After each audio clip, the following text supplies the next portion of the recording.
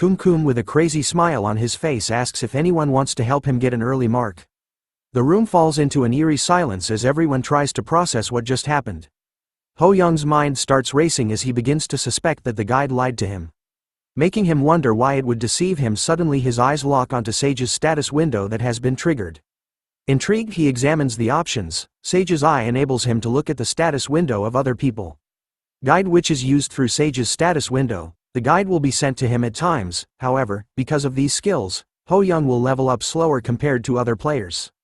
But the sight of the new skill, Sage's eyes, catches his attention as he couldn't believe that there was another skill besides guide. But he wonders why it was activating right now all of a sudden. As he ponders the significance of the Sage's eye he just discovered, he glances at Kum while choosing the Sage's eye. A grin spreads across his face, thinking he finally understands the situation. Kum, acting cute and innocent, tells everyone that he wants to go home. Ho Young raises his hand, volunteering to help, as a surge of confidence runs through him as he thinks the guide wasn't lying. After all, Kum loudly calls out Ho Young's name and level, prompting him to confidently declare that his level isn't important when he's doing a good deed. Kum with a fierce look agrees and urges him to send it home quickly. A woman from earlier interrupts, reminding Ho Young of the danger they just witnessed. Others join in, urging him not to do anything reckless, but he confidently tells everyone that it's okay and that he has a plan, leaving the woman speechless and the crowd uncertain. Facing Kum, he confidently declares they'll witness something exciting, gripping his sword tightly. The air gets thick with anticipation. Kum, now excited and eager, transforms into his monster form and readies a punch towards our boy, who stands still despite seeing the attack coming towards him. His eyes locked on the rabbit's fist, approaching with deadly speed just as he remembers that there was something strange about what Kum said earlier. A flashback is seen where he announces that 24 players will play a game with their lives on the line. But Ho Young was sure that there were 25 people here instead. Piecing the clues together, he suspects the emission of the 55th level monster was a deliberate psychological tactic to induce fear as the punch finally reaches his face. The crowd could only scream in horror as they witnessed Ho Young's head being blown off into pieces. But even with his head gone, he was still holding firmly onto his sword, as a bright red line appeared across Kum's body. It turns out that he had avoided the punch and counterattacks, revealing with Sage's eye that there are only 24 people here to begin with. A status window pops up in front of the dead man's body, revealing a human hologram created by Kum, who compliments Ho Young for being pretty good while showing his profile, as every stat he had was 0 but still at level 55, noting that this was not his true form but just a hologram that disappears when damaged. As he finally starts to disappear, Kum leaves them with his last few words: "For those who have courage, may the odds be ever in your favor." Just like in Hunger Games. This sudden reveal stuns everyone as Kum then vanishes completely, leaving behind a small blue-green ball that gives a player 1 additional stat point. The crowd buzzes with confusion and curiosity over the hologram, which is fake. They murmur over what happened as a man approaches Ho Young, asking him how he knew. He explains that he saw blood pass through Chai Yi Sol. Her face and clothes should be covered in blood due to the proximity. Yi Sol looks at herself, her eyes widening in realization. Ho Young concludes by saying he thought it was all a show and thinks it's better to make up an excuse rather than reveal his real skills. Suddenly a red-haired man steps forward, his expression smug. He claims it's a waste for Ho Young to have the ball with the additional stat, insisting he just got lucky. Kim Se-young, a level 4 player, asserts he would have stepped up if he had noticed the same thing. Ho Young questions why it would be a waste for him to take it. Se-young responds with arrogance, saying that being still level 1 means he's either weak or a coward who ran away during the tutorial. He suggests Ho Young give up the ball for the sake of mankind and that this was the only chance he was giving him. Gripping the ball tightly, Ho Young wonders if the douchebag in front of him was being serious. Thinking about Se-young's arrogance, our boy decides to break the ball in his face and declares that yielding isn't his hobby, earning himself a stat point. Leaving Se-young furious with anger as he accuses Ho Young of being greedy and trying to save face because of his level of trying to keep calm, our boy thinks from experience that the wisest thing to do is to avoid people like him, yet he wonders how long he can maintain this approach. An announcement interrupts them, stating that their starting gold will be distributed. It explains that gold can be used in the shop with additional gold based on monsters hunted in the tutorial. Se-young sneers at Ho Young, telling him to consider himself lucky. The announcement continues, revealing the highest starting gold as 7,400. Shock waves of astonishment ripple through the crowd. Se-young curses receiving only 1,300 gold, while level 4 Kim Jun Seong receives 1500. Jealous of the top player, Ho Young holding 7,400 gold. He recalls the grueling effort it took to kill raccoons, recognizing himself as the top player but choosing to keep it a secret to avoid drawing more jealousy, as one guy was already jealous of him over one stat point. A window pops up showing the shop opening. Ho Young thinks about the three main uses for gold: buying items, leveling up skills, or increasing stats. He methodically spends gold to raise his strength, stamina, and agility, leaving all stats at 20 with 4,600 gold remaining. Nearby Se-young was angry as heck, shouting out loud about how expensive it was for him in terms of leveling up skills. Drawing Ho Young's attention, he decides to level up basic swordsmanship with 1,500 gold and purchases new clothes to replace his worn gym uniform. He then turns to one side after hearing someone calling his name and turns to see level 3 Yi Seol asking for advice.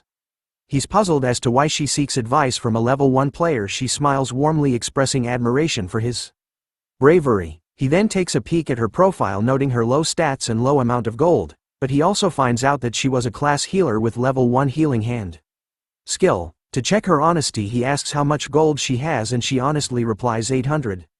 Curious, he asks if she enjoys exercising. She admits she doesn't mind walking, prompting him to guess that her stamina stat is probably low.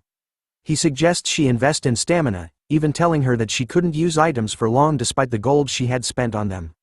After hearing his advice, she gratefully agrees, thanking him for his advice. In the meantime, an announcement declares the first floor mission will commence soon, instructing them to form 3-man parties and warning that incomplete parties will be filled randomly. They were provided with only 30 minutes to do so. Panic spreads through the crowd. Ho Young anticipated that there would be group missions but is surprised at the early timing. Jun Seong suggests that they reveal their classes since they could already see each other's level in order for them to form better team formation, and the players start doing so to form the parties of their choice. Yi Sol requests Ho Young to team up and he agrees, since he had no reason to refuse a healer. However, other players avoided his party, citing excuses. Despite having a healer, a level 1 combat swordsman isn't appealing as compared to level 4 players who were very relaxed since everyone wanted to be in the same parties as them. Ho Young started to look worried as he saw the remaining players. The announcement suddenly declares that time is up and incomplete parties will be filled randomly. As the first mission commences, they are transported to a dense forest. Ho Young and Yi Sol find themselves with So Young, who curses his bad luck loudly, facing Se Young's glare. Ho Young couldn't believe that this man with such an ugly face was less popular than him despite being level 4. But then he wonders if teaming up would actually be possible with such a player. Pushing those thoughts aside, Ho Young was determined. Since it came down to this, he needed to make it possible. After all, with a determined look on his face, our boy knew what needed to be done in order to survive here. The status window pops up, displaying the mission to annihilate the Kobold tribe within a 12-hour time limit. From their vantage point behind the trees, the three of them look down at the tribe's area. Se-young, with a confident smirk, informs Ho Young that he'll handle wiping out the tribe and orders him not to get in his way. Ho Young reminds him that this is a team mission, but this only makes Se-young angry as he lashes out, calling Ho Young a loser and accusing him of riding on his coattails. Questioning why he has so much to say, Ho Young, seeing that there is no other way, decides it's best to listen for now and to ride Se-young's coattail to see how good he really is. As they start walking, Se-young continues to berate him, mentioning that he'll only get his act together when someone is about to kill him. Ho Young sarcastically thanks him for his concern, his patience wearing thin. Meanwhile, Yi Sol silently follows them, her face filled with concern, wondering if this party will be alright. With so many bugs lurking around, Se-young shouts in anger, wondering why there are so many. Looking at his attitude, Ho Young thinks they really need to complete this mission without any trouble. Glancing around, he agrees that there are indeed a lot of bugs since they are in the mountains. He notices some purple fruits on the trees but gets interrupted by Yi Sol, who asks him if the kobold monster must be strong.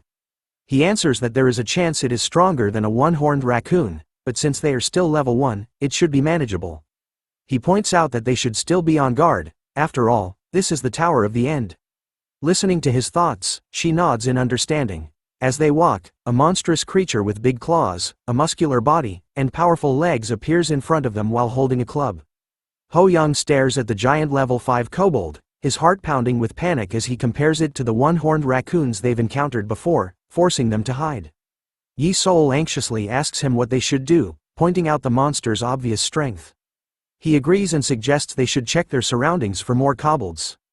But then Se-young steps forward confidently, accusing them of hiding like cowards. They watch in shock as he leaps to fight the kobold, landing right in front of it and punching it straight in its face without hesitation, declaring to Ho-young that hiding was the reason why he was only at level 1.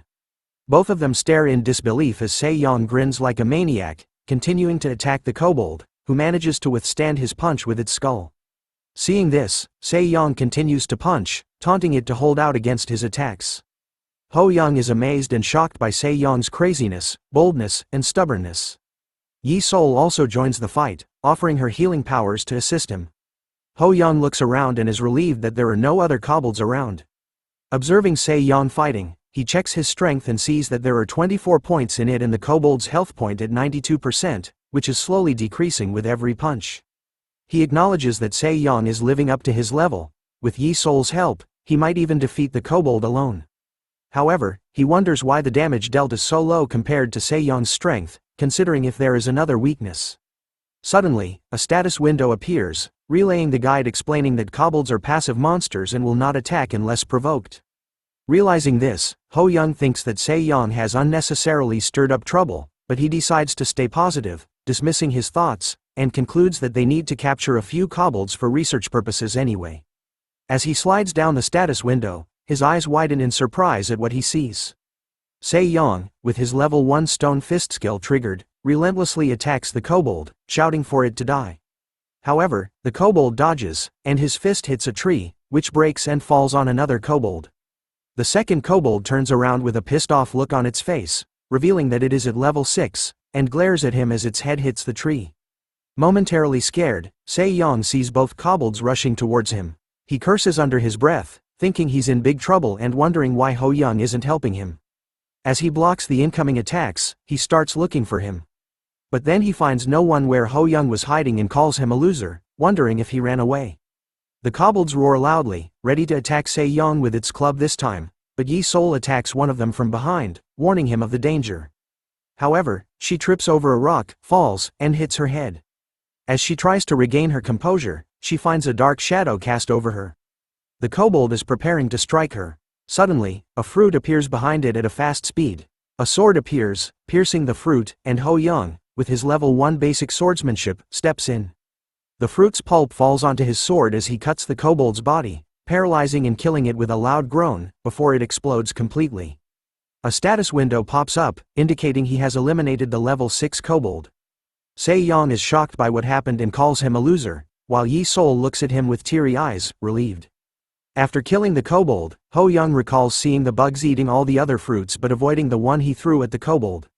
Sensing that something was off according to the guide's information, he summoned a poison apple from his inventory. The guide had told him that kobolds were vulnerable to poison and advised him to gather poison from the mountains. Now holding the poison apple in his hand, he smiles, thinking it's the key to the level 1. Meanwhile, Se-young, gritting his teeth after using so much of his time fighting a level 5 kobold, watches as Ho-young helps Yi-sol to her feet, asking if she's okay. She thanks him, and he remarks that he didn't expect another kobold to be drawn in by the aggro, knowing that it would have been dangerous if he had been a bit late. She acknowledges this, thanking him for his timely help, and he replies that he's relieved. When she asks where he went, he tries to answer but is interrupted by Se-young, who calls him a loser. He accuses Ho-young of being a free rider, hiding when it was dangerous, and only coming in to swoop in and steal the final hit. He continues to curse at Ho-young, calling him an unethical bastard and recalling how he gulped down the stat points earlier. Ho-young looks at him speechlessly, wondering what he's ranting about as Se-young walks away, grumbling about being the bigger person since his level is higher. Ho-young starts to think he's a lunatic, but then he sighs, realizing that Se-young's inability to read the room will make things even harder. As the sun sets, they arrive at the Kobold tribe. Se-young sees himself as a national hero in the punching scene and fights fiercely, sure that these lowly monsters can never stop him. But then one of the kobolds manages to return a hit to his face, while the others were easily killing them one by one. Seeing this, he punches the kobold furiously, eliminating them one after another. Meanwhile, Yi-sol and Ho-young also take down kobolds, though their efforts seem insignificant compared to Se-young's furious assault. Watching them, he curses inwardly, wondering how they are doing it so easily. Suddenly, a kobold lands a punch straight on his head, and more of them appear all around and start to beat him until it hurts. In pain, he begs desperately for someone to save him. The beating stops abruptly as the kobolds appear with purple lines drawn across their bodies, causing them to burst apart, revealing Ho Young standing before him with his sword. Smiling, he tells Se Yong that he took over the fight in his place for a bit and asks how the ride was. Se Yong, with tears in his eyes, shouts out to him as Big Brother. Both Ho Young and Yi Sol are shocked by his sudden change in attitude. At that moment, a status window pops up, indicating that they have cleared the mission.